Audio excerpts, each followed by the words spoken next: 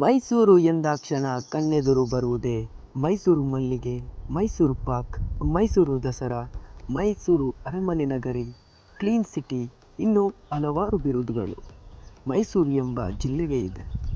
ಆದರೆ ಹಿಂದೊಮ್ಮೆ ಇದು ಮೈಸೂರು ರಾಜ್ಯವಾಗಿತ್ತು ಅನ್ನೋದು ಮರೆಯುವ ಹಾಗಿಲ್ಲ. ಇವತ್ತಿನ 3ನೇ ಬ್ಲಾಗ್ ಮೈಸೂರಿನಲ್ಲೇ ಮಾಡ್ತಿದ್ದೇವೆ. ಬನ್ನಿ, ಇವತ್ತಿನ ಬ್ಲಾಗ್ನಲ್ಲಿ ಮೈಸೂರಿನ 3 ಪ್ರಮುಖ ಸ್ಥಳಗಳನ್ನು ನೋಡ್ಕೊಂಡು ಬರೋಣ. ಭಾನುವಾರ ಚಾಪೆಯಿಂದ ಎದ್ದೇಳೋಕೆ ಆಗಲ್ಲ. ಯಾಕೋ ಏನೋ ಒಂಥರ ಚಾಪೆಗೆ ನಾವು ಗಮ್ ಅಂಟ್ಕೊಂಡಿರೋ ಥರ ಮಲಗ್ತೀವಿ. ಅದು ಟೈಮ್ ಹೋಗೋದೇ ಗೊತ್ತಾಗೋದಿಲ್ಲ ಅಲ್ವಾ. ಆದರೆ ಎಲ್ಲಿಗಾದರೂ ಸುತ್ತಾಡೋಕ್ಕೆ ಹೋಗ್ಬೇಕಂದ್ರೆ ಬೇಗ ಎದ್ದೇಳ್ತೀವಿ. ನಾವು ಕೂಡ ಬೆಳಗ್ಗೆ 3:30ಕ್ಕೆ ಎದ್ದು ರೆಡಿಯಾಗಿ ರೂಮ್ನಿಂದ ಬಿಟ್ವಿ. ಯಾಕಂದರೆ ನಮ್ಮ ಟ್ರೈನು ಕಾವೇರಿ ಎಕ್ಸ್ಪ್ರೆಸ್ ಇದ್ದಿದ್ದು. ಅದು ಕೂಡ 4:35ಕ್ಕೆ ಬಿಡದಿಲಿ. ನಮ್ಮ ರೂಮ್ನಿಂದ ಬಿಡದಿ ರೈಲ್ವೆ ಸ್ಟೇಷನ್ಗೆ ಸರಿಸುಮಾರು 3 ಕಿಲೋಮೀಟ್ರ್ ದೂರ. ಬೆಳಗ್ಗೆ 4:30 ಅಂದರೆ ಬಿಡದಿಯಿಂದ ಬೆಂಗಳೂರಿಗೆ ಎಷ್ಟು ಬೇಕಾದರೂ ಬಸ್ ಬರುತ್ತೆ. ಆದರೆ ಬೆಂಗಳೂರಿಂದ ಬಿಡದಿಗೆ ಬಸ್ಸೆಲ್ಲ ಲೇಟಾಗಿ ಬರ್ತವೆ.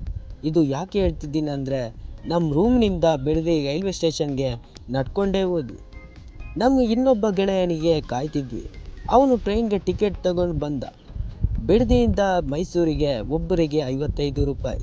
ಸ್ವಲ್ಪ ಹೊತ್ತು ಕಾಯುವಾಗ ಟ್ರೈನ್ ಬಂದೇ ಬಿಡ್ತು.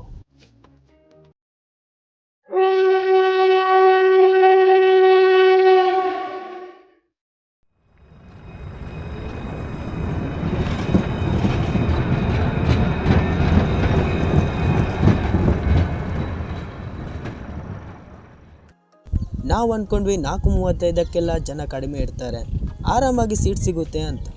ಆದರೆ ಪರಿಸ್ಥಿತಿ ಏನು ಆಯಿತು ಅಂತ ನೀವೇ ನೋಡಿ.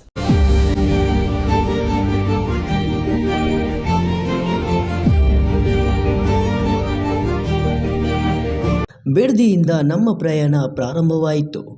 ಒಂದು ವಿಷಯ ಏನು ಗೊತ್ತಾ, ರೈಲಿನಲ್ಲಿ ಪ್ರಯಾಣ ಮಾಡುವಾಗ ಜನರಲ್ ಬೋಗಿಲೇ ಪ್ರಯಾಣ ಮಾಡಬೇಕು ಅಂತ ಕೆಲವರು ಹೇಳ್ತಾರೆ. ಯಾಕಂದರೆ ಲೈಫ್ ಏನಂತ ತಿಳ್ಕೊಳ್ಳೋದು ನಾವು ಜನರಲ್ ಬೋಗಿಲೇ. ನಿಜ ಅಲ್ವಾ? ಎಷ್ಟು ಜನರು ಇರ್ತಾರೆ, ಅವರ ಧರ್ಮ ಬೇರೆ, ಭಾಷೆ ಬೇರೆ, ಊರು ಬೇರೆ, ಆಚಾರ ವಿಚಾರ ಪದ್ಧತಿ ಎಲ್ಲ ಬೇರೆಯಾಗಿರುತ್ತೆ. ಆದರೂ ನಾವು ಅವರ ಹತ್ರ ಮಾತನಾಡಿ ತಮ್ಮ ಕುಟುಂಬದವರಂತೆ ಹತ್ತಿರ ಆಗಿಬಿಡ್ತೀವಿ. ಅವರು ಕೊಟ್ಟ ತಿಂಡಿಗಳನ್ನು ನಾವು ತಿಂದು, ನಾವು ತಂದ ತಿಂಡಿಗಳನ್ನು ಅವರಿಗೆ ಕೊಡ್ತೀವಿ. 4 ಮಂದಿ ಕೂರುವ ಜಾಗದಲ್ಲಿ ಇನ್ನೊಬ್ಬರಿಗೆ ಕೂರೋಕೆ ಹೇಳ್ತೀವಿ. ಇಷ್ಟೆಲ್ಲ ಭಾವನೆಗಳು ತುಂಬಿರೋದು ಜನರಲ್ ಬೋಗಿಲೇ. ರೈಲು ಅಂದಾಗ ಒಂದು ಮಾತು ನೆನಪಾಗುತ್ತೆ. 100 ನಿಲ್ದಾಣಗಳಲ್ಲಿ ನಿಂತು ಸಾಗುವ, ಕೆಲವರಿಳಿದು ಕೆಲವರುಳಿದು ಮುಂದೆ ಹೋಗುವ ಬದುಕು ಒಂದು ರೈಲು ಬಂಡಿ, ಹೌದೋ ಅಲ್ಲವ? ಒಂಥರ ಟಿಕೆಟ್ ಕಡಿಮೆ ರೇಟಿನದ್ದು, ಆದರೂ ಜೀವನದ ಮೌಲ್ಯ ಜಾಸ್ತಿನೇ ಸಿಗುತ್ತೆ. ಸಾರಿ, ನಾನು ಬ್ಲಾಗ್ನ ವಿವರಿಸೋದು ಬಿಟ್ಟು ಜನರಲ್ ಬೋಗಿನ ವಿವರಿಸ್ತಿದ್ದೀನಿ. ಬನ್ನಿ, ನಾವು ಮೈಸೂರು ರೈಲ್ವೆ ಸ್ಟೇಷನ್ನಲ್ಲಿ ಏನೆಲ್ಲ ಸ್ಪೆಷಾಲಿಟಿ ಇದೆ ಅಂತ ನೋಡ್ಕೊಂಡು ಬರೋಣ.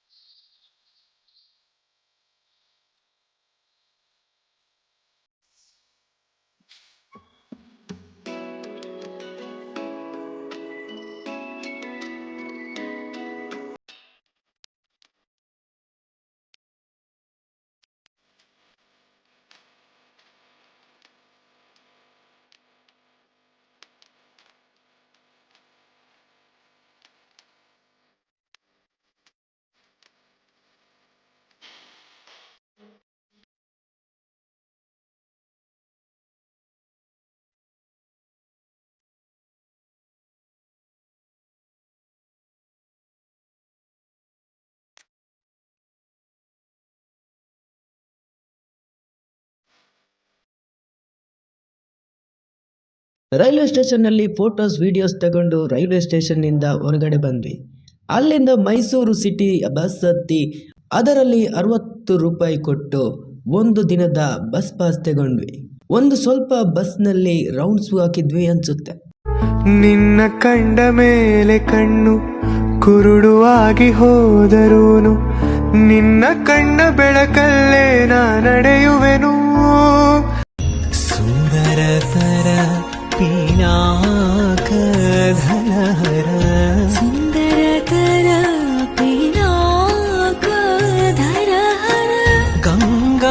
ಬಸ್ ಸ್ಟಾಪ್ಗೆ ಬರುವಾಗ ಸಮಯ 7:45 ಆಗಿತ್ತು. ಅಲ್ಲಿಂದ ಅರಮನೆಗೆ ಸ್ವಲ್ಪ ದೂರ ತಾನೆ ಅಂತ ನಡ್ಕೊಂಡು ಹೋದ್ವಿ. ನಡ್ಕೊಂಡು ಹೋದ್ರೇ ನಮಗೆ ಆ ಸ್ಥಳದ ಪೂರ್ತಿ ಪರಿಚಯ ಗೊತ್ತಾಗೋದು.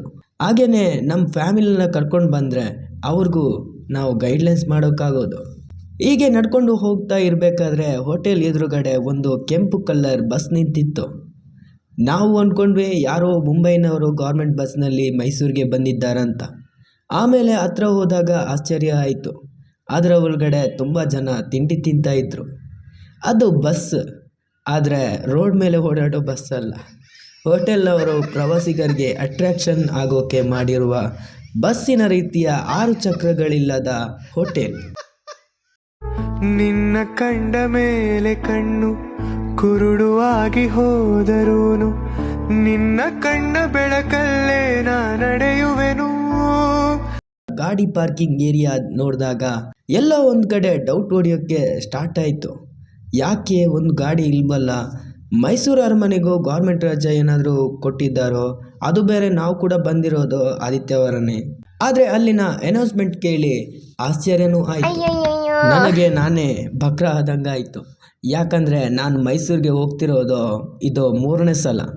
ಓ, ನಿಮಗೆ ಅನೌನ್ಸ್ಮೆಂಟ್ ಕೇಳಿಸಿಲ್ವಲ್ಲ? ಒಂದು ಸಲ ಕೇಳಿಸ್ತೀನಿ ನೋಡಿ. ಈ ದಿನ ಮೈಸೂರು ಅರಮನೆ ಪ್ರವಾಸಿಗರಿಗೆ ತೆರೆದಿರುತ್ತದೆ. ಪ್ರತಿದಿನ ಬೆಳಗ್ಗೆ 10ರಿಂದ ಸಂಜೆ 5:30ರವರೆಗೆ ಪ್ರವಾಸಿಗರು ಕೌಂಟರ್ಗಳಲ್ಲಿ ಟಿಕೆಟ್ ಪಡೆದು ಅರಮನೆಯನ್ನು ವೀಕ್ಷಿಸಬಹುದು. ಅದನ್ನು ಕೇಳಿ ನನ್ನ ಇಬ್ಬರು ಫ್ರೆಂಡ್ಸ್ ನನಗೆ ಬೈದರು. ಏನು ಮಾಡೋದು, ಕೆಲವೊಮ್ಮೆ ಎಕ್ಸಾಮಲ್ಲಿ 4 ಆಪ್ಷನ್ ಇರುತ್ತೆ. ಅದಕ್ಕೆ ಅದೇ ಉತ್ತರ ಅಂತ ಗೊತ್ತಿದ್ರೂ ಪಕ್ಕದವನು ಹೇಳ್ದ ಅಂತ ಇನ್ನೊಂದು ಆಪ್ಷನ್ಗೆ ಟಿಕ್ ಮಾಡ್ತೀವಿ. ಹಂಗಾಯ್ತು ನನ್ನ ಕತೆ. ನನ್ನ ಫ್ರೆಂಡ್ ಹೀಗೆ ವಿವರಿಸ್ತಾನೆ ನೋಡಿ. ತಂದಿರು ಮತ್ತೆ ಆಫೀಸ ನಡೆದಿವಿ ನಡ್ಕೋತಾ. ಅಷ್ಟು ಇಲ್ಲದೆ ಮುಂದ್ಗಡೆ ತೋರಿಸ್ತೀನಿ.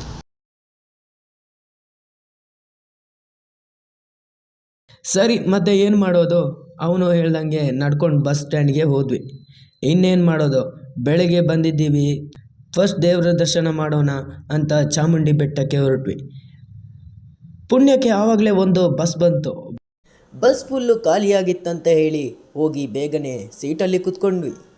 ಬಸ್ ಹೋಗ್ತಾ ಇರಬೇಕಾದ್ರೇ ಅರಮನೆನ ಕಣ್ತುಂಬಿಕೊಂಡ್ವಿ.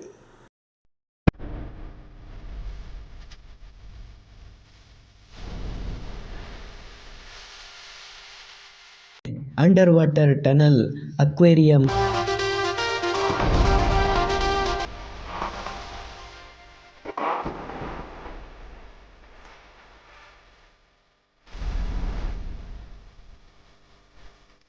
ಮೈಸೂರು ಮೃಗಾಲಯ ಹಾಗೇನೆ ನೋಡ್ತಾ ಹೋದ್ವಿ.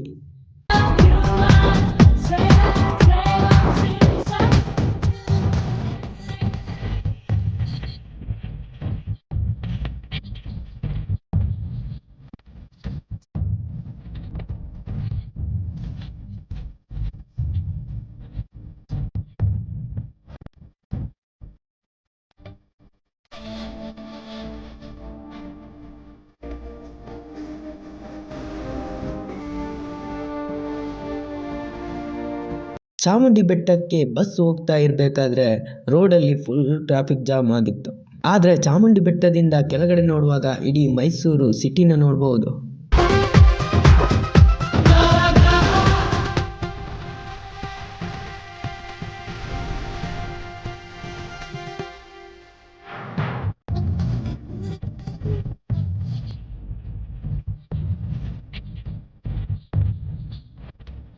ಹಂಗೋ ಹಿಂಗೋ ಮಾಡಿ ಬಸ್ ಚಾಮುಂಡಿ ಬೆಟ್ಟದ ಬಸ್ ಸ್ಟಾಪ್ಗೆ ಬಂತು. ಬಸ್ನಿಂದ ಇಳಿದು ನೋಡ್ಕೊಂಡು ಹೋದ್ವಿ. ಜನವೋ ಜನ. ಹಂಗೆ ಮಹಿಷಾಸುರನ ನೋಡ್ಕೊಂಡು ಹೋಗುವಂತ ಹೇಳಿ ಹೋದಾಗ ಎದುರುಗಡೆ ಜನಗಳೆಲ್ಲ ಗುಂಪುಗೂಡಿ ಆಶ್ಚರ್ಯದಿಂದ ನೋಡ್ತಾ ಇದ್ರು. ನಾವು ಹೋದ್ವಿ. ನೋಡುವಾಗ ಸ್ಟ್ಯಾಚು. ಅರೆ, ಅವರೆಲ್ಲ ಅಂದ್ಕೊಂಡ್ರು ಅದು ನಿಜವಾದ ಸ್ಟ್ಯಾಚು ಅಂತ. ಆದರೆ ಅದು ಜೀವ ಇರುವ ಮನುಷ್ಯ ಅಂತ ಆಮೇಲೆ ಗೊತ್ತಾಯಿತು. ಒರಿಜಿನಲ್ ಐತೆ. ಏ ಅಲ್ಲ ಮರ್ಯಾ, ಏ ಒರಿಜಿನಲ್ ಅಲ್ಲ, ಒರಿಜಿನಲ್ ದುಡ್ಡು ತಲೆ ಹೊಡೆದ್ಬಿಟ್ಟು ಒರಿಜಿನಲ್ ಈ ಒರಿಜಿನಲ್ ಅಲ್ಲ ಮಾರ್ರೆ, ನಿನ್ ತಲೆ. ಒರಿಜಿನಲ್ ಐತೆ. ಕಣ್ಣು ನೋಡು ಅಲ್ಲಿ. ಆ ಕಡೆ ಈ ಕಡೆ ತಿರ್ಸ್ತಾ ಇಲ್ಲ ಕಣ್ಣು ನೋಡು. ಅಲ್ಲಿ ನೋಡು. ಒರಿಜಿನಲ್ ಐತೆ. ಯಾವ ಸಣ್ಣ ಹುಡುಗರಿಗೆ ಹೇಳ್ಬೇಕದೆಲ್ಲ.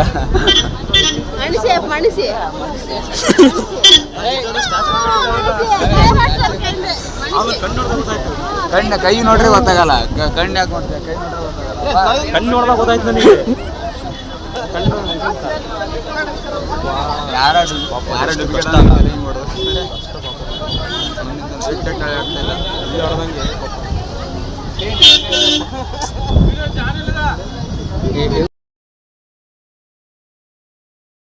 ಮಹಿಷಾಸುರನ ಹತ್ರ ಹೋಗಿ ಫೋಟೋ ತೆಗೆಸ್ಕೊಂಡ್ವಿ. ಅಯ್ಯೋ ನನಗೆ ನೀನಂದ್ರೆ ಇಷ್ಟ ಇಲ್ಲ, ನಂಗೆ ಸುಮ್ಮನೆ ಕಾಡಬೇಡ ಆಯ್ತಾ. ಅಯ್ಯೋಯ್ಯೋ ನನಗೆ ನೀನಂದ್ರೆ ಇಷ್ಟ ಇಲ್ಲ.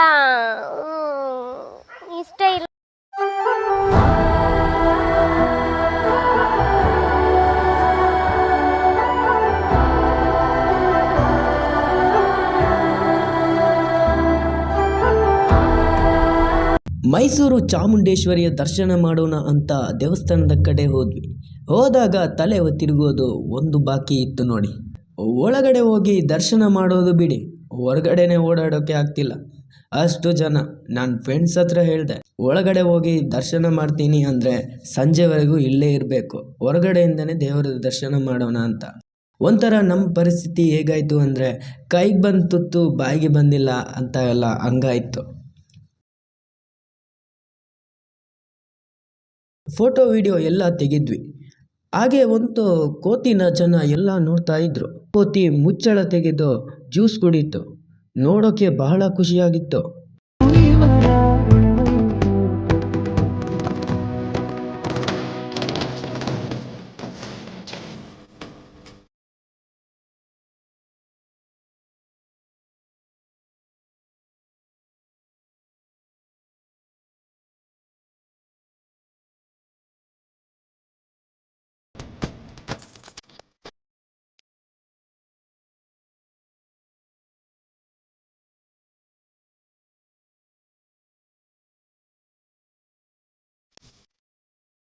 ಬೆಳಿಗ್ಗೆ ಹೊತ್ತು ಖಾಲಿ ಹೊಟ್ಟೆ ಬೇರೆ ತುಂಬ ಹಸಿವಾಗಿತ್ತು.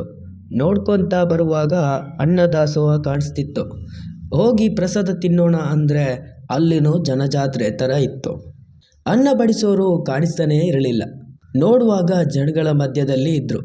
ನಮ್ಮ ಜನಗಳಿಗೆ ಎಲ್ಲೇ ಹೋದರೂ ಸ್ವಲ್ಪ ಅವಸರ ಜಾಸ್ತಿ ಅಲ್ವಾ, ನನಗೆ ಸಿಗ್ಬಿಟ್ರೆ ಆಯಿತು ಅನ್ನೋದು ಎಲ್ಲರ ಮೈಂಡ್ಸೆಟ್ಟು. ಕೊನೆಗೆ ನಾವು ಕೂಡ ಪ್ರಸಾದ ತಗೊಂಡ್ವಿ. ಊಟ ಮಾಡಿ ಅಲ್ಲಿಂದ ವಾಪಸ್ ಬಂದ್ವಿ. ಚಾಮುಂಡಿ ಬೆಟ್ಟದಿಂದ Mysuru city view point cover ಮಾಡಿಕೊಂಡು ಮೈಸೂರು ಸಿಟಿ ಬಸ್ ಸ್ಟ್ಯಾಂಡ್ಗೆ ಬಂದ್ವಿ. ಅಲ್ಲಿಂದ ವಾಪಸ್ ಮೈಸೂರು ಅರಮನೆಗೆ ಅದೇ ಕಾಲ್ನಡಿಗೆ. ಮೈಸೂರು ಅರಮನೆ ಟಿಕೆಟ್ ಕೌಂಟರ್ ಹತ್ರ ಬರುವಾಗ ಫುಲ್ ಜನ. ಟಿಕೆಟ್ ತಗೊಳ್ಳೋಕೆ ಅರ್ಧ ಗಂಟೆ ಅಲ್ಲೇ ಹೋಯ್ತು. ಏನು ಮಾಡೋದು, ನಮ್ಮ ಇಬ್ಬರು ಫ್ರೆಂಡ್ಸ್ ಅರಮನೆ ಒಳಗಡೆ ಹೋಗಿಯೇ ಇಲ್ಲ ಪಾಪ. ಅದಕ್ಕೆ 3 ಸೇರಿ ಟಿಕೆಟ್ ತಗೊಂಡ್ವಿ. ಟಿಕೆಟ್ಗೆ ಒಬ್ಬರಿಗೆ 100 ರೂಪಾಯಿ. ನನ್ನ ಪ್ರಕಾರ ಟಿಕೆಟ್ಗೆ 100 ರೂಪಾಯಿ ಜಾಸ್ತಿನೇ ಆಯಿತು. ಇರಲಿ ಬಿಡಿ, ಅರಮನೆ ಒಳಗಡೆ ನೋಡಬೇಕಂದ್ರೆ 100 ರೂಪಾಯಿ ತ್ಯಾಗ ಮಾಡಲೇಬೇಕು. ಅಂತೂ ಅರಮನೆ ಒಳಗಡೆ ಹೋದ್ವಿ. ಅರಮನೆ ಒಳಗಡೆ ಹೋಗಿ ಅರಮನೆ ನೋಡೋದಕ್ಕಿಂತ ಜಾಸ್ತಿ ಜನಗಳನ್ನೇ ನೋಡಿದ್ದು ಅನುಭವ ಆಯಿತು. ಆದರೂ ಒಂಥರ ಏನೋ ರಾಜನ ಅರಮನೆಯಲ್ಲೇ ಇದ್ದೀವಿ ಅಂತ ಫೀಲ್ ಬರ್ತಿತ್ತು. ಫುಲ್ ಕೋಲ್ಡ್ ಆಗಿತ್ತು. ಫ್ಯಾನ್ ಬೇಡವೇ ಬೇಡ. ಮಧ್ಯಾಹ್ನದ ಹೊತ್ತು ಬೇರೆ ಒಂಥರ ಖುಷಿಯಾಯಿತು.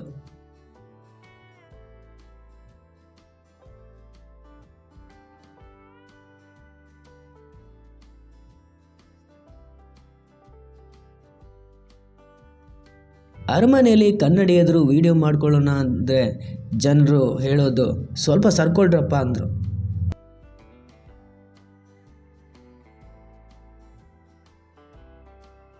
ಅರಮನೆ ಒಳಗಡೆ ಹೋಗಿ ಏನು ನೋಡ್ತೀವೋ ಬಿಡ್ತೀವೋ, ಆದರೆ ಜನಗಳು ನೋಡೋಕ್ಕೆ ಕಾಯೋದು ಬರೀ ಅಂಬಾರಿನ.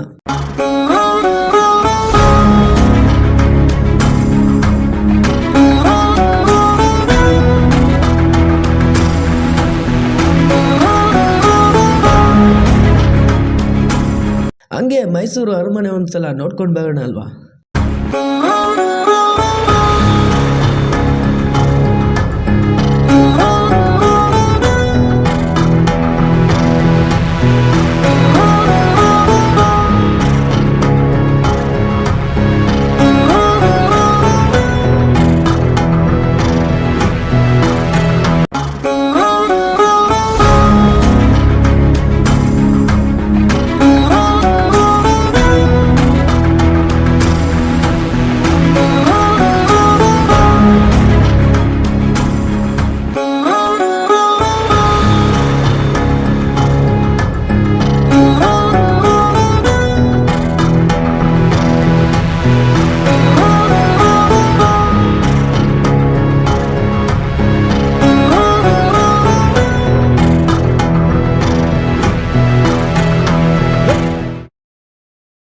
ಅರಮನೆ ಹೊರಗಡೆ ಬರುವಷ್ಟರಲ್ಲಿ ದಸರಾ ಜಂಬೂಸವರಿಗೆ ಆನೆಗಳನ್ನು ಸಿಂಗರಿಸೋಕೆ ಬಳಸುವ ವಸ್ತ್ರ ವಿನ್ಯಾಸ ತುಂಬ ಚೆನ್ನಾಗಿತ್ತು.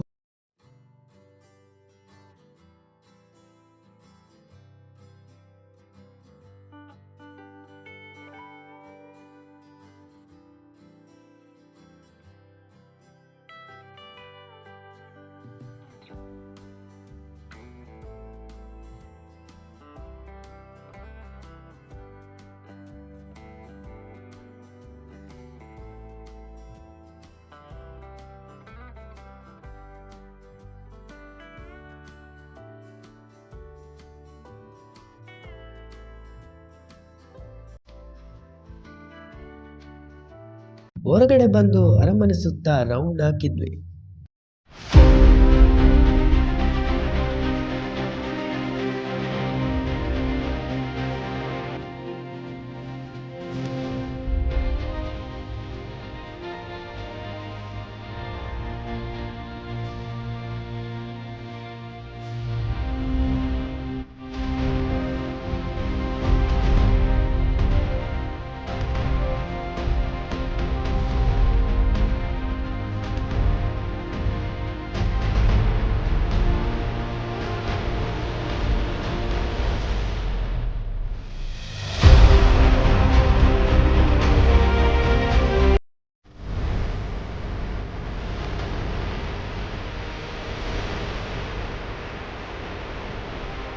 ಅರಮನೆಯಲ್ಲಿ ಆನೆ ಇತ್ತು.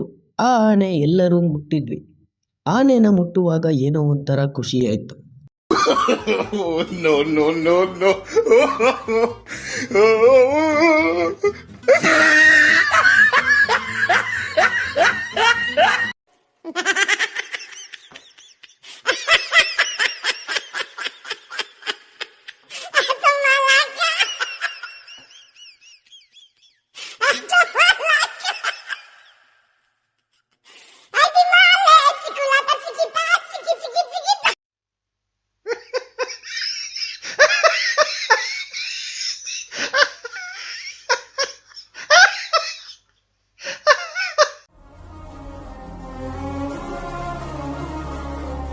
ಅರಮನೆಯೆಲ್ಲ ನೋಡಿದ ಮೇಲೆ ವಾಪಸ್ ಹೊರಗಡೆ ಬಂದ್ವಿ. ನೆಕ್ಸ್ಟ್ ಪ್ಲೇಸು ಎಲ್ಲಿಗೆ ಹೋಗೋಣ ಅಂತ ಡಿಸ್ಕಸ್ ಮಾಡಿದ್ವಿ.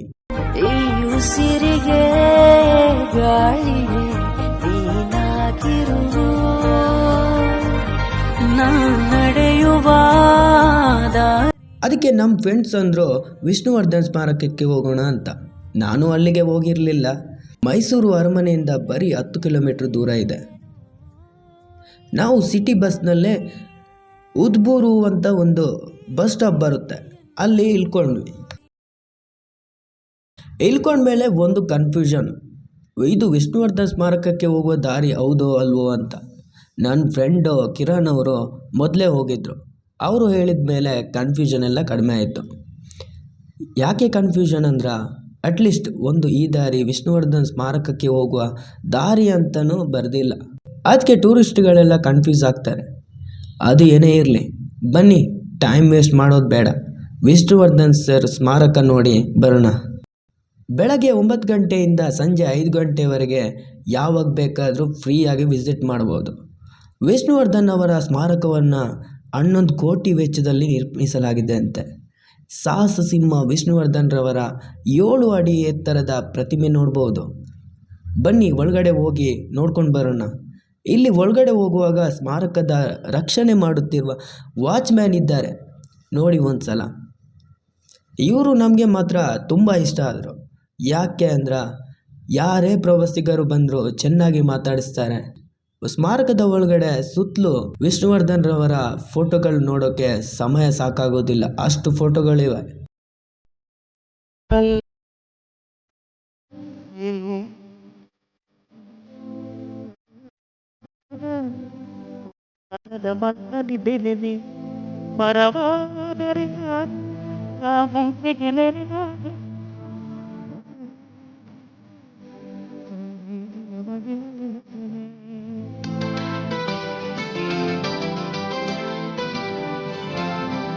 ಅಲ್ಲಾದರೆ ನಾನು ಬೇಲೂರಿನಂದಿಯಲ್ಲಿರುವೆ, ಬಣ್ಣಾದರೆ ನಾನು ಕೋಲಾರದ ಬಳ್ಳನ್ ಬೆರೆದೆ ಮರವ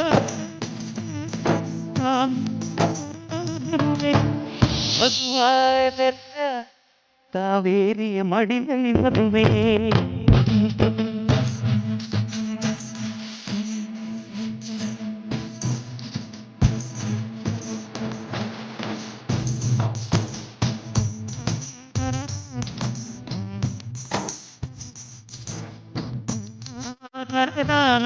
ಕೋಲಾರದ ಬಳ್ಳನ್ ಬೆರೆದೆ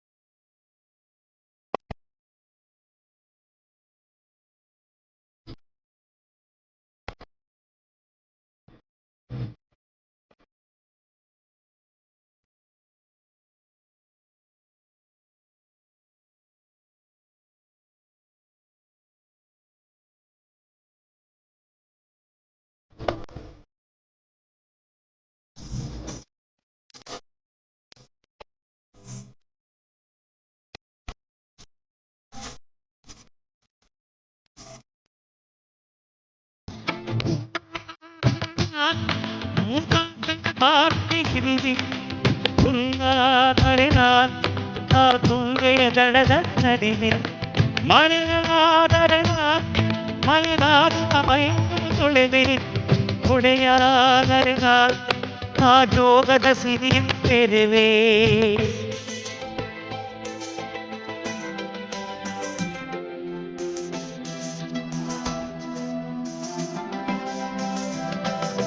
ಪದವಾದರೆ ನಾನು ಪಂಗಡದಲ್ಲಿದ್ದೇನೆ ದನಿಯಾದರೆ ನಾನು ನುಡಿಯಾದರೆ ನಾನು ಸಿರಿಗನ್ನಡ ನುಡಿಯಾಗಿರುವೆ ನುಡಿಯಾದರೆ ನಾನು ಸಿರಿಗನ್ನಡ ನುಡಿಯಾಗಿರುವೆ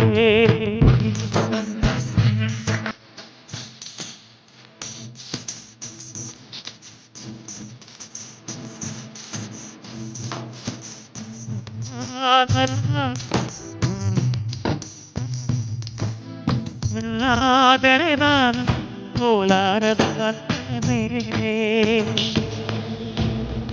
ಒಂದು ಕಡೆ ವಿಷ್ಣುವರ್ಧನ್ ರವರು ನಟಿಸಿರುವ 200 ಚಲನಚಿತ್ರಗಳ ಫೋಟೋಗಳಿವೆ.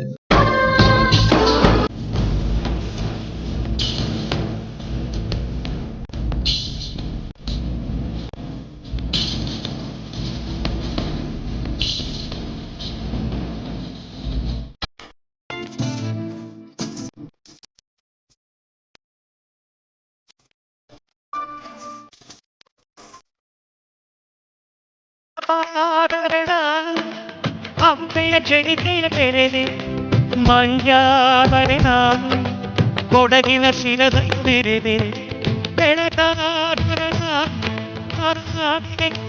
ಸುಂದಿ ಸ್ವರವರಾದರೆ ನಾನು ದಾಸರ ಕಂಠದಿನಲಿದೆ ಖಡ್ಗವಾದರೆ ನಾನು ಚಂದವರ ಚರದಲ್ಲಿದೆ ಮನವಾದರೆ ನಾನು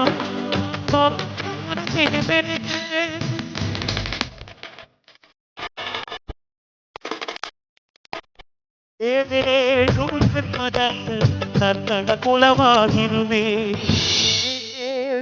ಎಂಬುದನ್ನು ಕನ್ನಡ ಕುಲವಾಗಿರುವೆ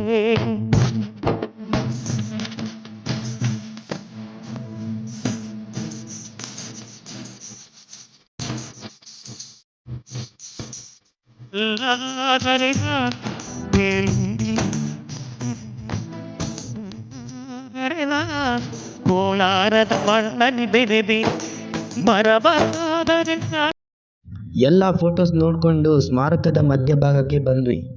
ಇಲ್ಲಿ ವಿಷ್ಣು ಸರ್ ಡೈಲಾಗ್ ಹಾಕಿದ್ರು.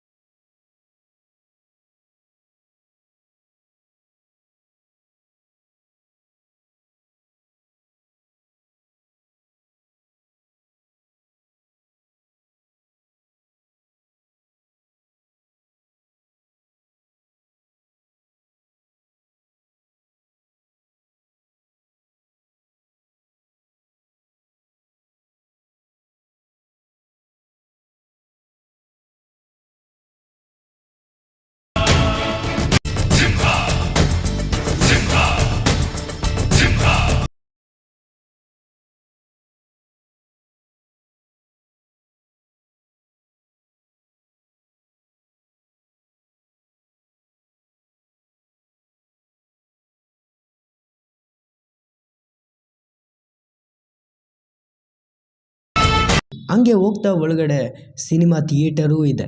ಸ್ಪೆಷಲ್ ಆಗಿ ನೋಡಿದ್ದು ಅಂದರೆ ವಿಷ್ಣುವರ್ಧನ್ ಸರ್ ಕಾರ್ನ, ಆ ಕಾರ್ನ ನಂಬರ್ ಪ್ಲೇಟ್ ತುಂಬ ಇಷ್ಟ ಆಯಿತು. ಅದರ ಜೊತೆನೂ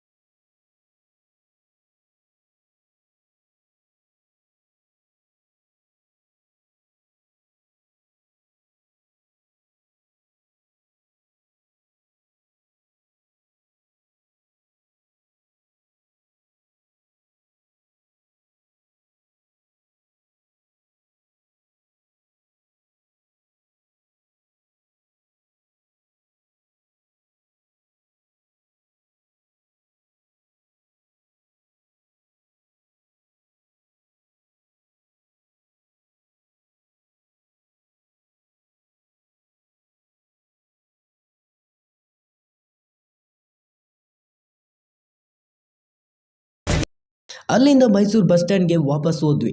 ಮೊದಲೇ ಬೆಳಗ್ಗೆಯಿಂದ ಸಂಜೆವರೆಗೂ ನಡೆದು ಸುಸ್ತಾಗಿತ್ತು. ರೈಲ್ನಲ್ಲಿ ಆರಾಮಾಗಿ ಹೋಗೋಣ ಅಂದರೆ ರೈಲ್ವೆ ಸ್ಟೇಷನ್ನಲ್ಲಿ ಫುಲ್ ಜನ.